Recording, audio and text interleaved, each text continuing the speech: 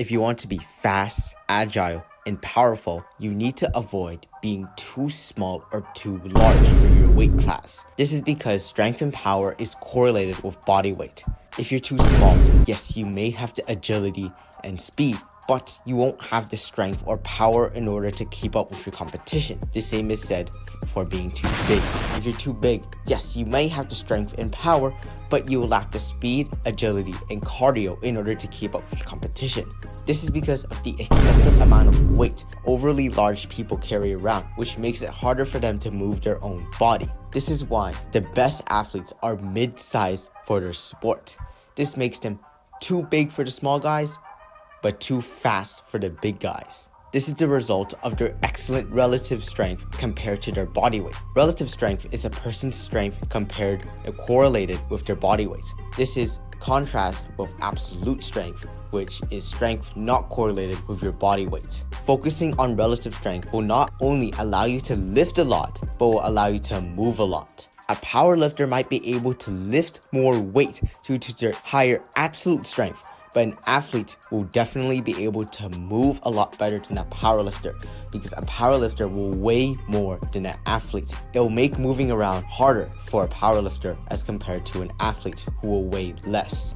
If you want to move well and lift with the big boys, you need to focus on relative strength. With relative strength, you can achieve an amazing strength ceiling compared to your body weight, whilst having the ability to move extremely well in athletic performance. With absolute strength, you can only achieve absolute strength by sacrificing your mobility. However, with relative strength, you can still maintain an amazing strength to mass ratio whilst moving extremely well. With relative strength, you are able to move and accelerate your body at a greater rate than someone who weighs more, while keeping a great strength to mass ratio. By focusing on relative strength, you can boost athletic performance while still maintaining your strength, as opposed to absolute strength, where you will have to sacrifice your mobility for greater strength gains.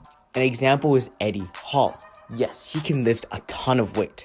However, he weighs a lot, which makes it harder for him to move around as compared to an athlete. Yes, an athlete will never be able to lift as much as Eddie Hall does. However, an athlete can lift a lot compared to their body weight and can still move extremely well. Yes, if you aspire to be a powerlifter, you can focus on absolute strength. But if you want to improve athletic performance, relative strength should be your #1 priority. For example, if you're a little too big right now, focus on lowering your body weight while maintaining your strength. This will allow you to create a great relative strength in correlation to your body weight and will allow you to move much better because your body weighs less. Now, the next thing we need to talk about is body composition, what your body must be made out of, or in simple terms, what body type suits athletic performance the best. We all know that the skinny and fat physiques will not work out. Skinny physiques are just too weak and scrawny, and fat physiques are just too slow and cumbersome. So, what physiques work out the best for athletic performance? I'm gonna say this out right now.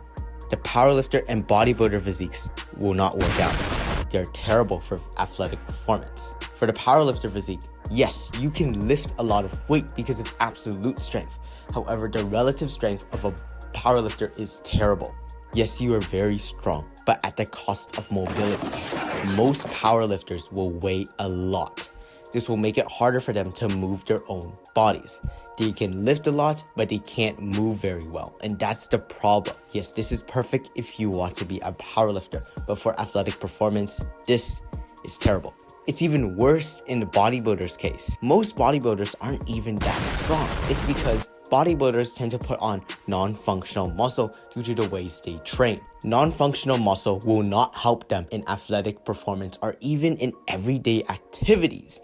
And because muscle is weight, that muscle is going to weigh them down rather than help them. In simple terms, a bodybuilder is like a fat person.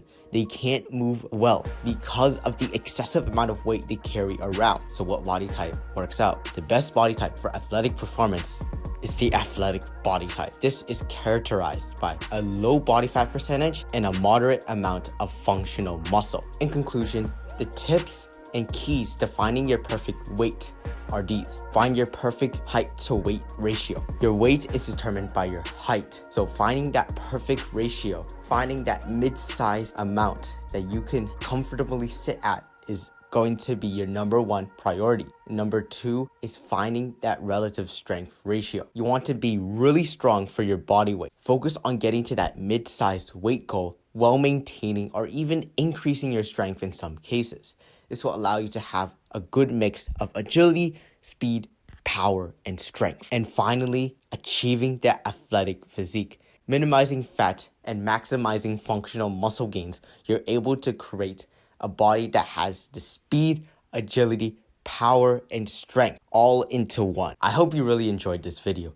If you want to learn more about bodybuilders and why they aren't as athletic as you assume they would be, click on this video right now. Please subscribe. I'm trying to hit 1,000 subscribers by the end of the year. I'm begging you, please subscribe or I'll quit YouTube by the end of the year.